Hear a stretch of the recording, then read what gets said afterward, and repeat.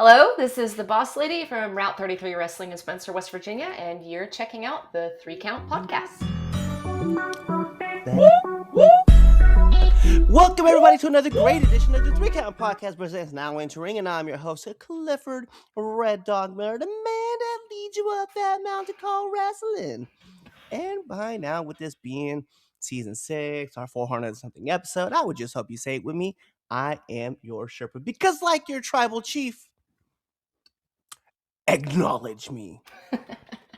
But like every good Sherpa, you got to have someone been there, done that, and can do it more efficiently than you can. That's why it's not about me. It's about who's entering. So the person who's joining us today, you can catch her at Route 33. She is the promoter. She is the founder. She is everything that you wish you were. And more importantly, she is the woman who handles everything when it comes to Promo Glow Studios. You know, she was definitely, if you guys checked it out, you saw the newest highlight film. Yours truly right there is the one who made it. She is the amazing, you can see she is the boss lady. She is Jessie Jones. What's up, guys? What up? So it's funny because we actually met because I put out a post that was like, hey, like, I want to make a new highlight film for 2026. You're the first one to kind of jump in my DMs. And I was like, all right, bet, let's get this going. I actually shared your promo with the fellas of Pure Ignorance, and they fell in love with the highlight film. They're like, that Awesome. This is amazing. So yeah, That's what I like to hear. Yeah, a lot of people too was like, whoa, they're like, this is really good. Because, you know, I live in Massachusetts. And so a lot of people were like, whoa, this promo is really good. Who had this done for you? Is this one of your people? I was like, bro, I'm going to be real. Never met her. I'm just somebody down south, you know. Yeah. No, I really liked the promo. And it's funny because I was like, damn, I got to bring her on. And then you had mentioned about Route 33. So I was like, yo, let's bring you on. Let's talk to you because, you know, just like we were talking about beforehand, like when it comes to like being a promoter and a booker for wrestling, like you have a lot of different hats that you got to wear and still have to do the customer service thing with wrestlers, which could also probably be a pain in the ass. So, yeah, talk to me about like your love about wrestling and what got you into the business, and then let's keep going from there. Well, I will start with my default response to the whole how did you get your foot into this? And I always say that it started when I took a ballet class at 9 years old, which sounds crazy, but it's kind of been like this butterfly effect thing. So I started studying dance really, really young, did that all throughout school. When I got to high school, kind of got more into acting and theater, and I decided I was going to go to college for that. So I went to the University of the Arts in Philadelphia for 4 years, studied acting, stage combat, and creative writing, which obviously, you know how those things sort of apply to the business that we're in. And so, you know, it was a week before graduation, and my stage combat professor pulled me aside and said, hey, have you ever considered doing stunt work, like for TV and film? And I said, no, but that sounds awesome. So he ended up getting me a sponsorship to the International Stunt School in Seattle, Washington. So after a year of working, I went out there, spent a month there getting set on fire and getting slapped and punched around and driving cars, all that fun stuff. And I was actually on my way flying home to West Virginia, where I live. And a friend of mine texted me and said, you know, I have this friend of a friend who lives in Spencer. I was not living here at the time. Who just bought a wrestling ring, and, you know, given your background, this might be something you want to try. So I said, all right, I'll come check it out. And, you know, I got bit by the bug pretty quickly. It's where I met my husband. So I kind of got stuck with him that way too. And the rest is kind of history. You know, I started going to shows with my friends, and I will throw a disclaimer out. I say training group. This was a very loose, informal group of people and mutuals who just had learned from somebody who had learned from somebody who did it one time. And like, it was very I don't recommend taking that path if this is what you're trying to get into. But, you know, I learned the basics and learned the ropes, so to speak, just by going to, you know, indie shows around the state. And, you know, that's kind of where I started doing my video editing. I was shooting film for my friends who were wrestling, putting together matches for them. But I also kind of saw, you know, the flip side, the less than glamorous side of the wrestling world, which is, of course, as I'm sure you know, people not getting paid, really questionable authority figures, and maybe venues that aren't so, shiny and pretty and beautiful. And so I decided, at one point, I think we could do better. I think I could do this better. And oddly enough, one of the things that kind of inspired me the most was we were going to an indie show here in West Virginia, and the only signage that they had up was like an 8 by 10 piece of cardboard on the side of an interstate with like Sharpie written on it and an arrow saying like take this exit. And I'm like, no one's gonna see that. Like we can do better. Like this is small things make a big difference. Yeah. Um, so again, at the time, I was kind of casually training and just like rolling around with the guys, and I ended up getting hurt in a non-wrestling related incident. I actually got hit by a car and broke my leg. Damn. So that kind of benched me for a while. 8 months. Couch bound basically. But that time period kind of gave me the time to sit down and like figure out the logistics of the business side of it, and that's how that came about. And the following March, we had our first event. So that was March of 2018. So I don't know how many years ago that was now. I can't do math, but 8 years ago or something like Years. that. Coming up, gosh. And yeah, the rest really is pretty much history. Learning as we go. And figuring out who's a good person to work with and who isn't, and kind of just doing our thing as we go. Yeah, it's kind of hard because I know like there's always like hundreds upon thousands of wrestlers annually that get into this business, and they tell you that they got trained by such and such and they did this and this. And I've had people who've used my trainer's name to try to further themselves into the business, and it's been kind of funny to watch those people know my trainer reach out to him, and he's like, bro, I saw that kid one time, like I did not train him, he does not currently train here, he like Yes. no he's just using my name. And it's insane. It's like, because my trainer isn't like the biggest trainer in the DMV, but he's just known, being very respectful to the business and helping people grow. But it was madness to see the number of people who was like, yeah, no, like, yeah, he's my trainer. I'm like, no, dude, you trained with him one time. Yeah. And like I said, like it's so important in being in this business now, as long as I have, realizing how important it is to have a reputable trainer and have those consistent reps, sign up for a school. I did not know when I first started this, because it was such a casual thing that I was getting into, that schools were a thing. My husband was kind of the one that initially showed me the basics, and he was trained by somebody who was trained by somebody who took his money and disappeared. So I'm glad now that things have changed so much, especially with social media and people connecting more and kind of creating that whole networking web of like, we know this person and they know this person and I can vouch for this person. And it's so much easier to find reputable people to actually help you. And I've been lucky in the sense to have a lot of really great people around me who have been able to mentor me in an unofficial way. And I do hope, I'm turning 35 this year. So, part of my thing is I always say, oh, well, if Diamond Dallas Page started at 35, maybe I can get back into it. So one of my goals is to let's start training and let's get back in there. So That's a fair assessment, because I was 34 when I started, and no now I've way. been doing it. Yeah, and I've been doing this now for, it hit my 6th year actually 5 days ago. So Awesome. Awesome. yeah, so it's crazy to think about that. That's like well, actually 5 days ago, 3 days ago now, because this is the 9th when we're recording this. You guys can stamp that now. Yeah. Um, Yeah, it's been insane, like, and just kinda growing and pushing and pulling. And I moved, actually. So I used to live in Maryland. That's where I started training, and then I moved to Massachusetts and kinda been in and out of some different schools and stuff like that, just kinda getting reps, but then, like, going around and getting more and more, uh, bookings through showings and stuff like that. So I travel a lot, which is crazy.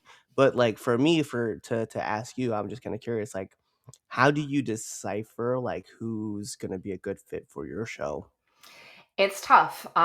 There's a lot of things I look at, and I will say, number one, as a person who's owning the bank account, like we have to have budget to cover, and that's one thing that I feel like Route 33 does differently than a lot of places is we pay people when they show up. We don't rely on gate. I always thought that was a really questionable way to do things. It's a easy out for a promoter to be like, oh, well, we didn't make our expenses back. So sorry, guys, here's a Subway coupon or something.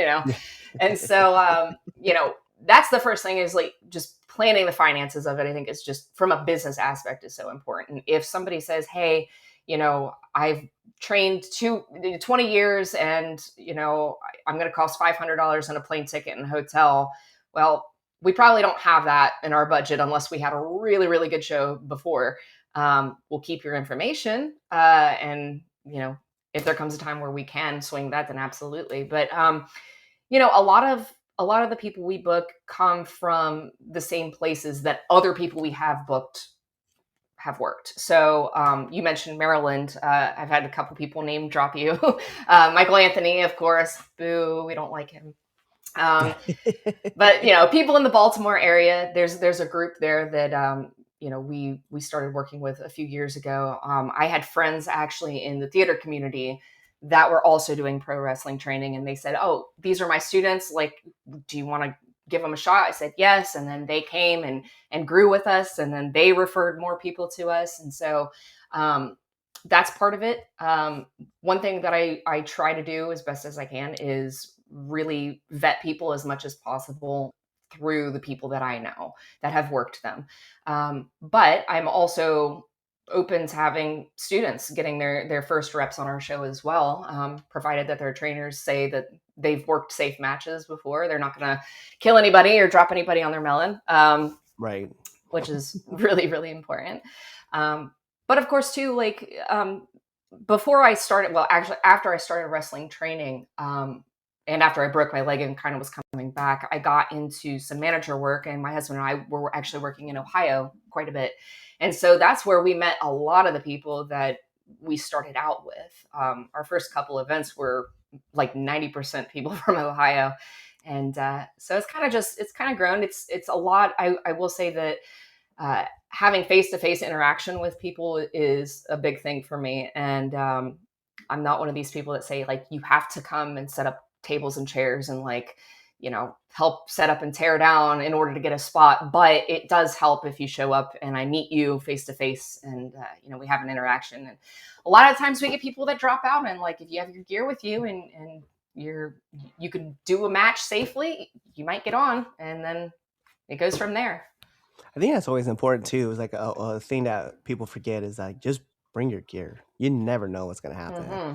Like things open up all the time, and I hear that all the time. So I always I always tell people too. I was like, if you stay ready, there's no need to get ready. So just have your bag ready to go all the time. Oh So yes. like I throw my bag in my car. I'll go drive to work, and then just in case I get a text message like, "Hey man, I got a spot open," I'm like, "Bro, I'll be there after I get out of work. See you in a bit." Yep, yep. And that's exactly what happened at our last event here in December. We had that massive snowstorm come through that hit like all of the Northeast, and I was like, there is no way I'm canceling this show. Probably irresponsible on my part, but I was also wrestling on that event too, so I was like, we got to get this done. And we had a number of dropouts, but we did have a number of people showing up to help extra warm bodies that got on the card, and I'm so grateful for that. We had to switch some things around with our ring announcer. We had A. Dick Vickers, who's normally Nick Hamrick's manager, hop on the mic and take care of that for us. And so I would say extra brownie points to people who can be flexible and adaptable and like fill those spots when they happen, because it is so stressful when that happens. It's funny because like I've worked for a bunch of companies like inside of West Virginia, with like SCWA, which they're now at it. Is it Tri-Philadelphia? Is that how it's pronounced? I I have don't no idea. I don't know. I just know it's somewhere like 9.5 hours away from me. But then I've also worked over in Right Maker Pro Wrestling, which is based out of West Virginia too. And I know West Virginia is a giant state. It's just kind of oddly shaped giant. Yeah. So sure, it's like way difference in hours, but it's still cool to be able to say that like, yeah, you get to travel around and you're not a and not that it's a problem to be a 40 miler, but There's a difference between being a 40 miler and probably a 40-hour person. Like, Yes, yes, absolutely. And one of the things too that I think is so wild is meeting new people, but also seeing how many people you already know that are also doing those drives. Like yep. everybody knows everybody. You're going to see a familiar face at some point, no matter where you go. I just think that's awesome. Yes. Me too. I have to agree. What all right, so I want to talk about this because I love the fact that you got into making highlight films for other wrestlers. Mhm. And you and I had talked about a match that I stole some guy's leg. Um, has there been like any other moments like that that where you've caught the attention? You were just like, "Hey, what just happened?" Oh my gosh, yeah. The first one that comes to mind. This happened actually several years ago. Now we had a last man, no, not last man standing. What was it? A false count anywhere match between Chris Larusso and Gary Gandy, and it was kind of like the end of this year long or multiple year long feud with COVID in between. So it was like weird. And so they finally, this story finally comes to a head, and they're going all around the armory, just tearing stuff up. And we had a ref on that show that had just jumped in to fill in. We had somebody drop out, and I'm watching from behind my camera because I'm also camera on our shows, and I see them go over to the side, like behind where the crowd is, and all of a sudden I see the ref's feet up in the air, and apparently LaRusso had picked this ref up and used him as a weapon against Gary Candy. And yeah, on that on that note, with that same match, they ended up going in the men's room, and like the door shut, and you didn't hear anything or see anything until some kid came out. And he was like, "I'm just trying to take a piss." It was just bizarre. I mean, you know how creative pro wrestlers can get. I oftentimes have to be like, "No, you cannot do that. Like, let's keep it inside the barricades." Right. Trying to keep it family friendly. But yeah, that's the first thing that comes to my mind was just LaRusso picking up a ref and like swinging him like a bat at this guy. It was so bizarre. I'm also so as far as like seeing stuff, like what are some of the things that catch your eye about talent that you're just like, all right, maybe I got to bring that person on the show. Honestly, it's there's a lot of things. I am a big fan of charisma. If you can interact with the fans and your opponent in a way that's natural but also exciting and interesting to watch, that for me is probably the number one thing. And I know that's probably kind of a boring answer, but I like wrestlers who, when you watch them, they can put you in a better mood because it's clear that they're enjoying what they're doing. They like being there. One such person is Tyler Grayson. He's out of Pittsburgh. Amazing wrestler. He's fantastic. He's a younger guy, and but even in like the photos that we take of his matches, he's always smiling. He always has this like look of excitement and like I really love what I'm doing on his face, and so that's a big one. I'm also a real big fan of people who can actually like wrestle, like get into the technical, the chain wrestling. I want to see some like actual grappling, and we had a match this past year between Michael Anthony and Siler Mason, who both of them have years and years and years of experience in amateur wrestling, doing tournaments and all through. They've known each other for years. They've competed against each other in high school, and sure enough, when they got in the ring, man, they started just grappling, and it was refreshing to see because you see so many people now that they get in there and they do their strikes, they do their kicks, and they do their flips, and there's nothing wrong with that.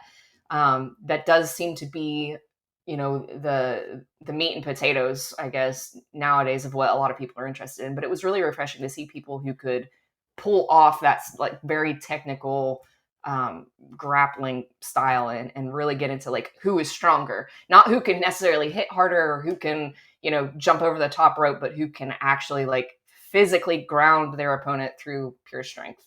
I think that's really, really awesome. I like that. I like that too. That's a lot of fun, especially that the technical side. I always talk about like the prettiest things aren't always like, well, I should say this, the most basic things aren't always the sexiest things. It's like it's nice to be able to see like people who can like do some chain, and then I like watching matches where everybody can do a little bit of everything. So you might see like a high flyer hit something, or they might hit you with a ground move that you didn't see coming. Hmm. They do big slams. I love when people are able to put all those together and tell like a story about like how far they've come. Oh But yeah. something like when my friends and we all finally made the jump to go into pro, one thing I used to tell my friends from pure ignorance was that you guys should tell the story that you guys don't know how to wrestle, but that you guys are just fighters. Like you're here to throw hands and you don't care. But Hmm. then throughout the years, you guys start putting in little things to show that you guys have adapted and changed. And now you're starting to see like that side of it where they're like chaining with people, and there's different wrestling techniques that they're like hitting and rolling with and moving to show that they're also in control. And it's been cool to watch like that development happen.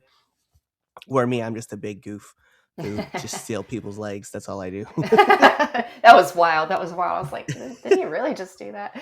I had a friend that I used to train with that also, I don't know where he got it, but he had a prosthetic leg, like just hanging around. And he was so protective of that thing. Like, nobody touches the leg but me. But yeah, and the long term storytelling and character development is so important. I also, this is like a small thing, but I think a lot of coaches and trainers would agree with me on this, is seeing somebody who can do the basics, the foundation perfectly. Yeah. And there's somebody that's been Nick Hamrick. I talk about him a lot. Um, One of his matches, I don't even remember who he was working. Uh, he doesn't do flips. He doesn't go crazy with weapons or anything like that. He does a suplex. He does an elbow drop. He does a figure four, and then he does like your other basic moves that every wrestler should know. But the way that he does them, they're so clean and they are so believable, which is also a very important aspect of professional wrestling, I think, that a lot of people tend to overlook. Um, that you just want to keep watching him. It's like, he knows what he's doing, both as Nick Hamrick, but also as a worker, as somebody who's been doing it. And as a promoter and a booker, somebody who is, putting these shows together, I definitely want to see my people confident in what they're doing and doing it safely and doing it in a way that the audience is going to look at that and go, oh my God. So yeah, just knowing the basics and like the foundation and doing those things really, really well. Yeah, that adds so much to it. I think about where like one of my favorite moves that would be hit on the regular was actually by Santino Marella. It was his hip toss. Oh yeah. He hit it the same way every time, but the guys always landed like on their back flush. Yep. And I think about that hip toss. I do it too because I just think it's so hilarious to just like throw one leg up randomly as you're just hip tossing someone over. I love that move just because it's just so clean. Like just something like that is so minute, but it's just so clean how he hits it every single time, the same way every single time. And I think that's important. The repeatability of a move, and then you could be like, well, he could hit that move on anybody, and because you just seen him do it. So I love that aspect of what, like, just that single aspect of it where, you see someone like a John Cena who, he's known for having tons of strength and tons of like oomph about him back in like the day, and he could pick up everybody and he would hit his five moves of doom. But like when he hit them, you believed him that he was hitting them, especially when he's picking up the Big Show across his chest or across his back and hits him with an AA.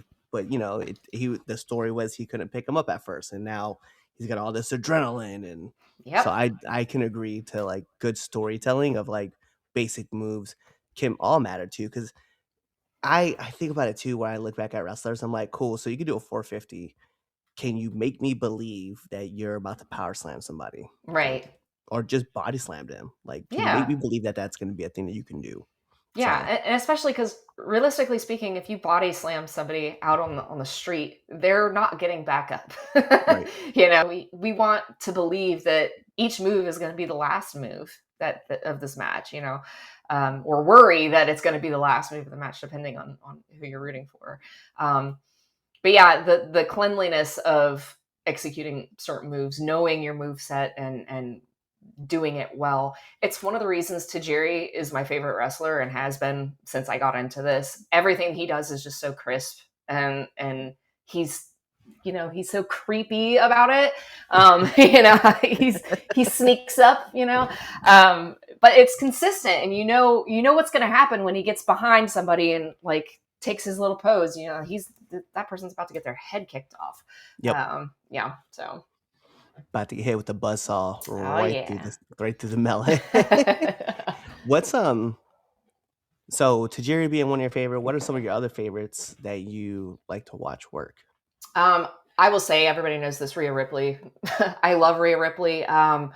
She is she's just one tough girl, and she's got the presence and the character and the strength, and she is one of those ones that you can believe that she will knock your head off. I love Rhea Yeah. Ripley. Been a big fan of Becky Lynch, especially back in her NXT days and early on when she moved up to the main roster. Love Becky. Lita, of course. Goodness, you put me on the spot. I gotta think. Yeah, you've named a lot. So I mean Yeah. that's really good though. I'm like when it comes, so it's funny because like my favorite wrestler of all time is Rey Mysterio, but I've been watching Rey since Jesus 1995, Hmm. right?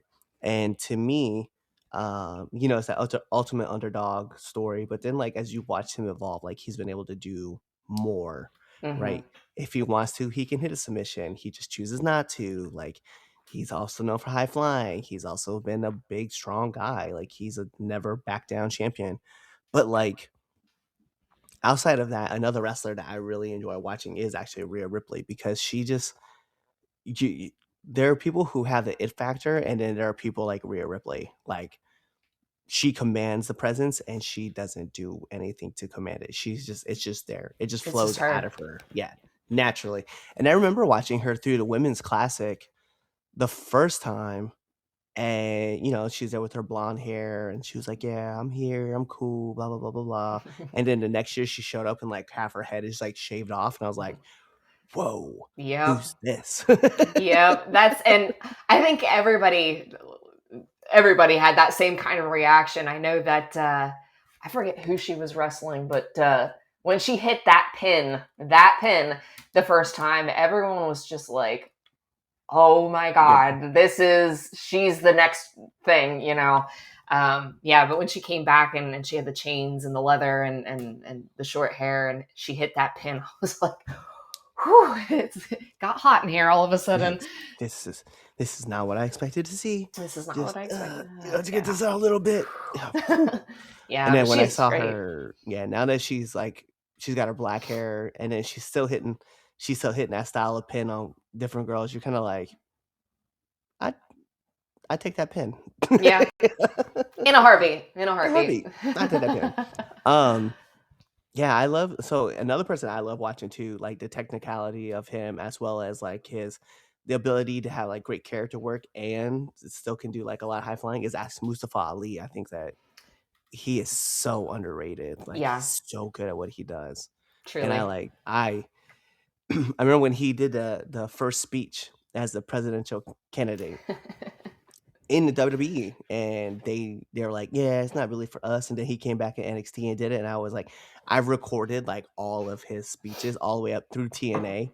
I was like, "Bro, like you guys don't know what you're missing here. This is incredible." I was like, "This is gonna be lit." And then I don't know, but watching him, and I still watch his content, so I can learn more stuff from him. I will learn how to do like a headlock into a reverse slide and then go back into another headlock. I was like working on all sorts of stuff. I was like, this is my guy right here. This is Oh my yeah. guy, and I can't wait to meet him and be like, you need a mercenary on your team. Let me be that There you guy. go. There you go. That's your foot in the door. Yep. just just to be next to that man and pick his brain. Oh yeah, for sure. Yeah, no, the ability to chain those moves together and put stuff together is another thing. Billy Kidman is one that I watched early on, and I'm like, this is a man that could be like, I'm gonna do a baseball slide, Hurricane Rana, La Magistral, shoulder tap, like stringing the weirdest moves together that you wouldn't think would work, but he did them and did them smoothly, and that's one guy that I like to reference if I want to try to get creative and think of like, let's do something kind of outside the box, something that nobody would expect. And yeah, he was pretty good. And Ultimo Dragon is also my Ultimo other Dragon. favorite, my absolute favorite match. Tiny match from, I think it was in 2004. I don't even remember what show it was on. Um, it was Ultimo Dragon versus Tajiri with Mysterio on commentary, and I guess Tajiri had just taken the title from Mysterio, and Yes. they had this great match, and of course Mysterio jumps in at the end, and but everything they did in that match was like so perfect, so flawless, and Ultimo Dragon being like, he's so good in every aspect. Like he could wrestle any style and do anything, and it's gonna look good. And then you have Tajiri, the evil guy who's like creepy, and but all of his stuff is really clean too. So yeah, every now and then I'll go and revisit that match, just watch it just because I like it. And it was super short, like 5 minutes long or something like that too, Yeah. which is again proof that you don't need to do, you don't need to go Broadway to have a good match. No, and what's crazy too is that like I remember when Ultimate Dragon came to WWE and like he worked Rey Mysterio, and I was like, man, I've seen this match so many times because of WCW, but I'm still here because I don't know what's gonna happen, Hmm. and it's going to be fire every single time. So to see those two together was insane. I'll share with you. I'll share with you a story about Ultimo Dragon, like when we're off here. You guys don't get to see. Actually, you guys have already seen this if you guys have been paying attention to our show. So it'll be cool. Um, yo, let me pop over to my favorite section of the 3 Count Podcast, which is the 3 Count Podcast 10 count questions. Oh boy. Here's how it works, Miss Boss Lady. I'm gonna fire off 10 questions at you, rapid fast, and so whatever your answer is, that is your answer. Oh gosh. Okay. By the way, actually, before we jump into that, I do want to bring up something. We've touched on it, but we never really talked about it. Like, yo, to Promo Studios, like Promo Glow, like you're this incredible artist of like making highlight films, and we barely touched on it. And I want to really, really emphasize like how good like you are at your job. So I need you to talk to me about like how you came about this and created this like little empire you got going on with it. All right. Well, I've been editing video since I was in high school. Initially started as a hobby, just doing little fun videos for YouTube. And as I got into college, I started doing a lot of, like I said, stage combat stuff. So I was creating films for myself. My senior project was something that I wrote and directed and performed in and edited myself. And as I got into stunt school, that's kind of when the concept of a highlight reel was introduced to me as this thing that you should have for your portfolio. Which honestly, I probably should have learned more about that when I was in college for acting, because that's also really something important to have if you're trying to get a job in theater. But anyway, so stunt school, and that's where I actually get a lot of my sort of rules for highlight reels. I like to treat highlight reels in general, obviously flexible depending on what the person wants, as sort of like approach it as a resume. Start with your newer stuff and end with your most impactful. Leave that good impression at the end, and try to keep it between 1 and 2 minutes, because people like to scroll really fast, and that was taught to me at international stunt school. Not everybody believes that, and that's fine.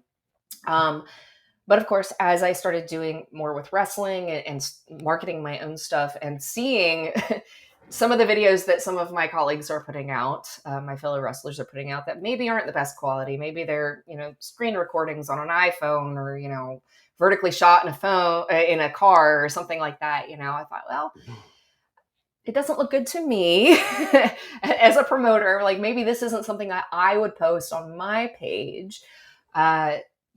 I'm editing the highlight reels for all of my events, and I try to make them as eye-catching as possible. So maybe I could offer this to some people that I know to see if it would help them. And so a couple years ago, I started doing just highlight reels for friends, just seeing if it would take off, if it was helpful for anybody.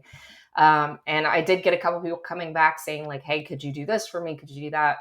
Um, I was also at the same time, of course, receiving lots of messages from wrestlers who wanted to work for us that didn't maybe have the how do I want to say this, the professional edge that Yeah. I think they should. And I'm sure you know too that some people will just reach out on social media, no punctuation, poor grammar, and just like talking to you like they're talking to a buddy that they're going to meet for beers later. And it's like, okay.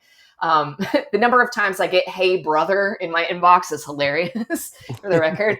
Uh, so, so this is how this all kind of came about. Was I thought, uh, things could be made better for the wrestling community. I want to help my friends get their bookings, but I also want to help elevate the business as much as I can while I'm in it, which is kind of the same philosophy I took with starting my own company, which is, paying people up front and treating people professionally and being respectful and trying to foster a professional environment for everybody. So same kind of mindset, being that we could elevate highlight reels, we can elevate entrance videos, we could elevate resumes. I know a lot of people kind of scoff at the idea of pro wrestlers having actual print resumes, but we need to treat it like a job. And I know, honestly, like the people that I applaud when I hear from them are the ones that have those graphic resumes posted on their social media that has their location and how many years they've been training. Or when they reach out to me and they say, hey, here's my top 3 matches, but here's also a highlight reel if you don't have time to watch all of those. And they send me a detailed, like printed out professional resume of, this is how long I've trained at this school, and these are the seminars I've taken, and this is how many championships I've held, because championships are a sign that the company is trusting you with their brand. So that's an important thing to put on there. So knowing all of this and kind of taking what I've learned from stunt school and college and just working outside of the wrestling world, I thought, maybe this is something that we could throw at people and see if they would be interested in elevating their presence. And so I just decided to jump in at the end of summer last year and say, you know what, let's make this an official page, an official business, and start marketing to pro wrestlers and promoters. I actually just dropped some new services for promoters and companies to help them edit their footage as well, show footage and whatnot. And so, yeah, that's kind of how that came about. Nice. Yeah. I like that. That's like where I'm at too. I think about like and I'll be fair, like when I tell people this, the reason I normally like will cut out and highlight and do my own highlights.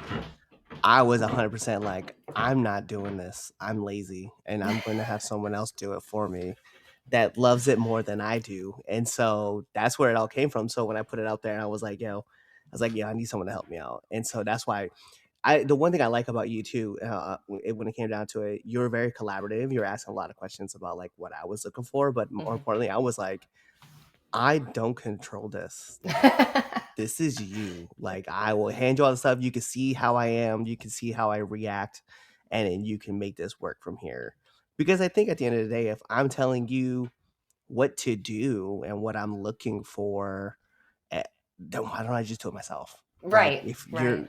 if you're like, well, this is the image I have for it and the way I want it done, and this could be like this, then you do it yourself. Like, I have to have you do it because I can have my inputs into it, but ultimately I want your creative genius to be a part of it, which was like one of the things that I think I had mentioned because you had put it in originally was like at the beginning of the video, the filming just kind of looked like very grindhouse. Mm-hmm. And I was like, yo, make that a theme Yep. because I'm a big fan of Robert Rodriguez's like trailers and stuff, and to see like the grindhouse effect with the burning film, I was like, yeah, that's got to stay like throughout the whole thing. I was like, this is my thing. Well, I am really glad that you liked it. I had a lot of fun making it, both of the videos actually, and yeah, it's I don't know, it's just something that clicks with me, especially when it comes to wrestling and like action based footage. Just kind of throwing it together, hearing the vibe of the music that's chosen, that really sets up the vibe for the whole thing, and I just take off running and hope that it works out. And it so far it has. So far it Yeah. has. Well, I sent a Titantron video to another friend of mine. She's a promoter. And she's like, "Oh, I've been wanting to do Titantron video." She's like, "And you have one now?" I was like, "Actually, I have two, but yes, this is the new one that we're going to be using from now on." And I love the fact that you're putting in like all the logos was like Mhm. such a cool feature to it. And I was like, "Yep, this is all going to make sense when people start seeing like the wildness that was." And you got to see it too, like the whole inside of what like the world of Red Dog looks like with like the multiverse of like all the different characters that like I've like made. Yeah, that's very true. That's very true. Because I think about that's important too, right? So when we talk about like evolution of wrestlers and stuff like that, like not every company is going to want like this particular character, so you have to learn how to adjust it on the fly. And so I thought to myself like, well, what if there was a Red Dog who was like in DuckTales? Like, can this be a thing? Can we make this a thing? So like I found ways to like make them through like, you know, character creations and stuff. So I think about those aspects, and now it's like I want a character that seems to more be like John Wick. So like how do I pull those influences in for what I'm doing? So I think about that a lot. But no, I definitely want to go back to you and just kind of, give like my gratitude about like just how great that video turned out. Thank you. Thank you. All right. But now we're going to get into the 10 count questions Okay. because, been propping this up and pushing this off. All right. So here's how it's going to work again, right? So 10 questions, rapid fast. Whatever your first answer is, that's your answer. We're going to go to my favorite commentator in the entire world, Mike Goldberg, and say, here we go. SmackDown or Raw? SmackDown. Favorite cartoon? Roadrunner. Let's go. I like it. Marvel or DC? Marvel. Favorite TV show? Star Trek Next Generation. Let's go. Coffee or tea? Coffee. Favorite movie? Harry Potter and the Half-Blood Prince. We're sensing a theme here with like, Yeah. Star Trek Next Generation. We have Robert Pattinson, with the Half-Blood Prince. Some things happening here. Waffles or pancakes? Waffles. Favorite podcast? The 3 Count podcast. This is the greatest one ever. Nominate one person that you want to see on this podcast. I'm gonna say Michael Anthony because he's a jerk and I want to put him on the spot. Okay, bet. And then last but not least, my favorite question to ask every single person who comes on this podcast, favorite curse word? Oh, bitch. A good one. It's a good one. I did an interview when someone said fuck was their favorite curse word, and I was like, but in my mind I was thinking bitch, and I don't know why I was thinking, and I just kept thinking about Too Short, so I was like, what's my favorite word? Bitch. And I was like, bitch is a great word to use. It is. It's a good one. So those are all my questions I do have for you. So the only thing I need from you now is to let our listeners and our viewers know where they can find you. Me. Well, Route 33 Wrestling and Promo Glow Studios are both on Facebook and Instagram and YouTube. Let's see. Route 33 Wrestling is also on Threads, but I'm actually not on there very often, so don't worry about that. And that's actually, Facebook is the best place to find us. Right now, I am working on getting some old match footage put up to Patreon. That is still a work in progress. It's not a priority at the moment, but that will be coming hopefully soon, and updates will be posted on our Facebook. There you go. Well, she gave you her handle. She told you where you can find her, even told you about Route 33 as well as Promo Glow, because you need to be checking out both of those. So what does that mean? Like every part of a wrestling match, we got to take this home, because this is the 3 Count Podcast with Just Down the Ring, and I'm your host, Clifford Red Dog Miller, the man that leads you out there mountain cold wrestling. And like every good shirt, it's never about me, it's about who's entering the ring. So who's entering? You see the boss lady right there. So you guys know what to do. Tune in to the next episode and be there, or you're legitimately following us on all of our social media platforms. You're even subscribed to our YouTube channel. You're leaving us those 5-star Frog Splash reviews off of the Eiffel Tower. You're even checking us out on that dumb app with the stupid jingle that goes iHeartRadio or whatever it is. You're buying our merch on ProWrestlingTees.com, or you're buying all of our new merch on ForYouWear.com. You're telling your mom about it, your dad about it, your aunties, your uncles, your brothers, your sisters, your girlfriends, your best friends, your sisters, your cousins, your grandmas, your grandpas, and your enemies because we love haters too. So you're doing all that stuff, and really, you're just kind of waiting for that episode to end, waiting for that outro, and then choosing another episode to listen to. Kawaii. What's up? It is your friendly neighborhood Red Dog, and thank you for checking out this episode of the 3 Count Podcast. Whether that was Chaz friends, Red Dog friends, Damien friends, the film Slouch, Now Entering the Ring, Now Entering 201, or Now Returning to the Ring, all those good episodes. You should really be liking, commenting, and even sharing this with your friends, family, whoever it may be. But what you all should be doing is checking us out on all of our social media platforms at 3 Count Pod. Whether that's on IG, Twitch, you can check us out on Threads, whatever it may be. And if you go check us out on X, it is 3count_pod. Check us out on YouTube, as well as Facebook, on Rumble, on Apple Music, on Spotify. All those fun things. Tell your mom about us, your dad about us, your aunties, your uncles, your brothers, your sisters, your cousins, and your best friends and your enemies, because we love haters too. Do all that stuff. And then, last but not least, buy our merch on foryouwear.com or prowrestlingtees.com. Kawaii.